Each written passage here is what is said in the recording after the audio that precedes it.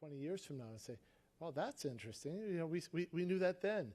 And other things we'll look back and say, well, that didn't quite work out the way we thought it did.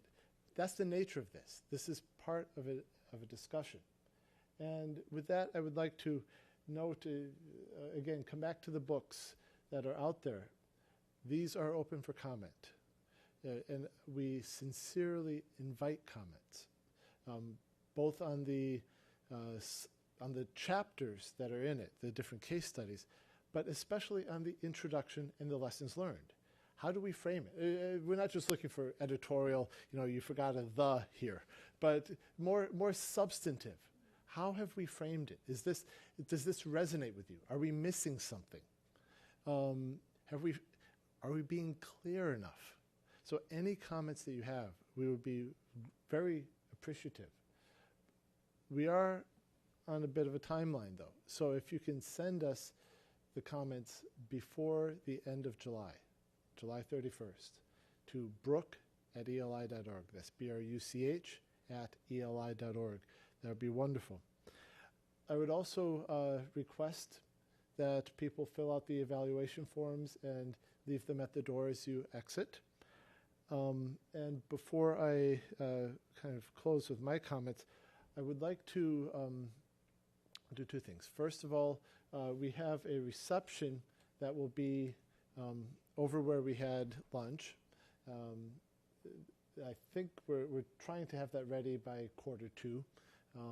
And if somebody could go check on that just to make sure it's ready, that would be wonderful.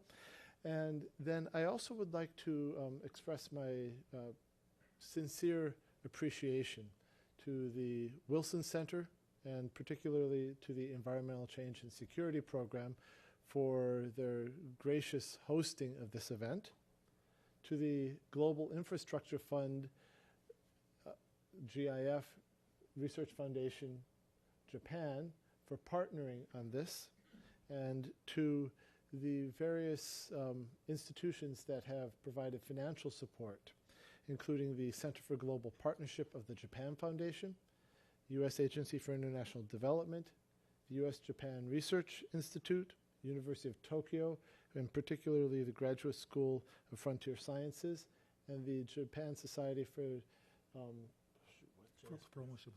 Promotion of Sciences. Some of these organizations I know more by their acronyms. So, and I would also once again like to thank the people who have kept this event running smoothly, including Matt and Tori and Kat and Nate and Jillian. Thank you so much. And last but not least, I want to thank everyone for taking a day out of their schedules. It's a busy time. I know you're busy. Really appreciate you taking the time to be here. Thank you.